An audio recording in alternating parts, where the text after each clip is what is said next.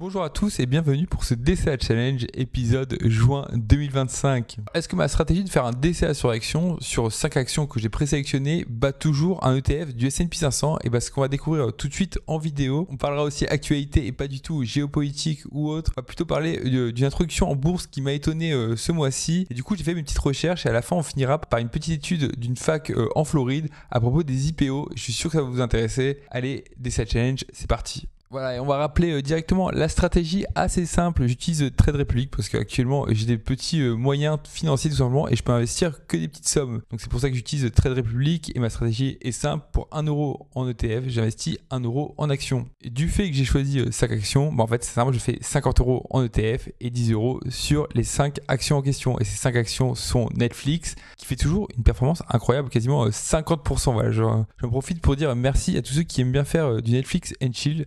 Perso, j'ai pas la télé. Par contre, c'est une entreprise qui me plaît avec un système de double PDG. Avec un PDG qui est issu du côté artistique, entre guillemets, et avec l'autre PDG qui est issu de la partie technique et surtout qui ont de l'expérience dans la boîte. Donc voilà, donc merci à tous ceux qui font du Netflix and Chills. Je vous remercie. Et peut-être qu'un jour, il y aura aussi Uber pour Uber Eats qui suivra dans ce DCA Challenge, mais c'est pas du tout la question. On va continuer à présenter les actions. Voilà, il y a toujours Amazon qui fait quasiment du surplace, 0%. Ensuite vient S&P Global, pareil, quasiment 0%. Et après, c'est la dégringolade.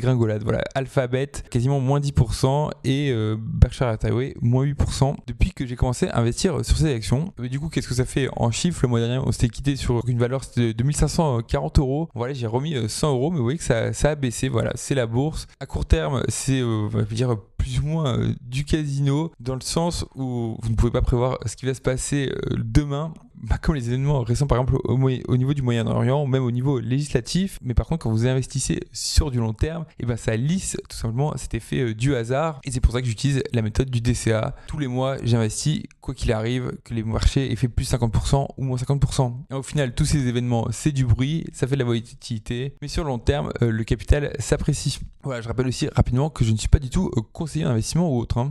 Je disais aussi que j'utilisais Trade Republic parce que j'avais des petits revenus en ce moment, plutôt un petit reste à vivre, appelez ça comme vous voulez. Voilà, quand je vois que sur plus d'un an et un trimestre, voilà, ça fait 15 mois, ça fait 1500 euros, ça fait 1616 euros. Voilà, je ne sais pas de combien est votre reste à vivre de façon mensuelle, trimestrielle ou autre. Là, ça fait plus de 3 fois mon reste à vivre. Donc petit à petit, l'oiseau fait son nid. Voilà, encore un peu de philosophie. On va voir, on va aller voir directement les performances. Et vous voyez qu'en rouge, tout simplement, c'est la courbe des 5 actions que j'ai présélectionnées. Et vous voyez que cette courbe est tout simplement supérieure à celle en bleu. Donc oui, ce petit portefeuille de 5 actions surperforme le S&P 500. Mais bon, on voit que c'est très fortement corrélé. J'ai aussi oublié de présenter ma stratégie, mais pourquoi je fais 50% en actions et 50% en ETF? Parce que voilà, j'ai de fortes convictions sur les 5 entreprises que j'ai choisies.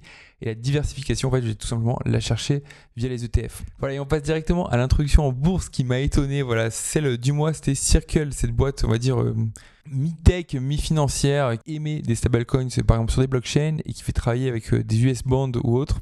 Sachez qu'elle a été introduite à environ $30 et quand j'ai vu aujourd'hui son cours monter à $300, ça m'a clairement étonné. Est-ce que c'était surévalué? Oui ou non? Alors oui, c'est fort probable que ça soit surévalué. Vous le voyez là, le PER, Price Earning Ratio, j'en avais jamais vu un aussi élevé, 2634 quoi. C'est juste monstrueux. Entre la capitalisation et les revenus, ou plutôt pour les particuliers, entre le prix d'une part et les revenus associés à une part, c'est fois 2634. Donc c'est complètement décorrélé, c'est complètement stratosphérique. Voilà, je faisais aussi le malin sur Netflix, mais par exemple Netflix, je pense commencer à arrêter mon DCA tout simplement parce que le Price Earning Ratio, là que vous voyez là, il est un peu en petit, il est de 58 fois les bénéfices. Pour vulgariser, quand on achète du Netflix aujourd'hui, on achète 58 fois ses revenus. Sachez à titre de comparaison que le S&P 500 c'est 15. Donc là c'est déjà quasiment 4 fois plus. Voilà, quand on repasse sur Circle, je vais pas faire le calcul, mais si on fait 1500 divisé par 15, ça fait déjà 100 fois ça fait déjà un fois 100 par rapport à la moyenne quoi. Alors peut-être que ce PR ça vous parle pas, et bien parfait, je demande à ChatGPT de vous l'expliquer, ou plutôt on va voir la formule. Voilà, le PR, le Price Earning Ratio, donc comme on l'a dit, c'est un ratio, c'est le market cap sur les revenus nets. Donc on va faire deux scénarios. Voilà, qu'est-ce qui se passe par exemple si la capitalisation est fixe, on fige un des deux paramètres, combien devrait faire le revenu net par exemple sur 5, 10 ou 15 ans? Pour revenir à un PER de 15 par exemple. Et j'ai aussi demandé à ChatGPT de faire l'autre calcul dans le temps, c'est-à-dire on fige les revenus nets de combien doit baisser la capitalisation pour en particulier le revenu de la part. Et pareil, je prends pour hypothèse qu'il n'y a pas d'émission ou de destruction de part. Par contre, ce scénario, il n'est pas très plausible pour moi, tout simplement parce que quand on investit, c'est pour faire fructifier son capital. Donc on attend une appréciation, donc c'est-à-dire par exemple que la capitalisation augmente. Donc la faire diminuer n'a pas trop de sens. Mais j'ai quand même fait les calculs pour vous rendre compte à quel point ça peut être surévalué ou du moins biaisé. Ah oui, j'ai oublié de le dire, mais pour les datas, j'ai mis Yahoo Finance, j'ai trouvé que ça. Donc ça y est, de combien doivent augmenter les revenus pour avoir un PER assez, on va dire, acceptable de 15 ? Eh bien, sur 5 ans, il faudrait un CAGR de 180%. Donc avoir une appréciation du capital de 180% sur 5 ans, c'est juste impossible. Enfin, à mes yeux, en tout cas, si ça arrive, je me rase la tête. Voilà. Et je compte sur vous pour me le rappeler en commentaire d'ailleurs. N'hésitez pas à liker, à vous abonner et à commenter, ça fait toujours plaisir. Et pour prendre des hypothèses un peu plus réalistes, on va dire sur 15 ans, voilà, sur du long terme, après tout c'est de la bourse, il faudrait quand même un CAGR de 41. Et voilà, pour vous donner un ordre d'idée par exemple de CAGR assez plausible, assez réaliste d'une belle boîte de croissance comme par exemple Microsoft, et bien sur 10 ans, le CAGR est de 10%.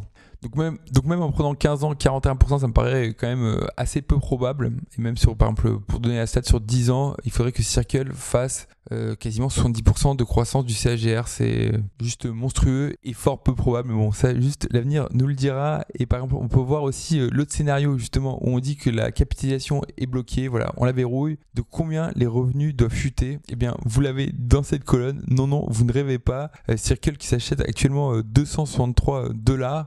Pour avoir un PER de 15 avec les datas financières actuellement de Circle, eh bien il faudrait que l'action chute à 1,86 $, pour avoir un PER de 25. Et encore, ça reste quand même élevé. Et pour avoir un PER de 15, il faudrait que l'action chute à 1,12 $. Donc voilà, Circle, c'est pas une boîte pour tout de suite. Je la mets dans ma watchlist. Je verrai plus tard. Voilà. Et enfin, pour finir, l'étude sur les introductions en bourse. Et c'est juste passionnant. Voilà, le lien est directement en bas dans la description. Et d'ailleurs, à côté, il y a un petit bouton s'abonner. Donc abonnez-vous, ça fait toujours plaisir. Voilà, mais l'étude est très très fournie. Voilà, elle vient de l'université de Floride, des Gators, pour ceux qui ont la ref. Merci à Joachim. En gros, c'est toutes les données de 1980 à nos jours. Et ils excluent par exemple la bulle Internet. Pareil, je vais pas vous faire tous les papiers, voilà, parce que c'est des revues, c'est des papiers universitaires, c'est des papiers de recherche, mais c'est très intéressant. Bien sûr, ça reste des stats et c'est à vous de faire vos propres recherches. Mais par exemple, la tech, ça représente quasiment un tiers de toutes les IPO qu'il y a eu sur cette durée.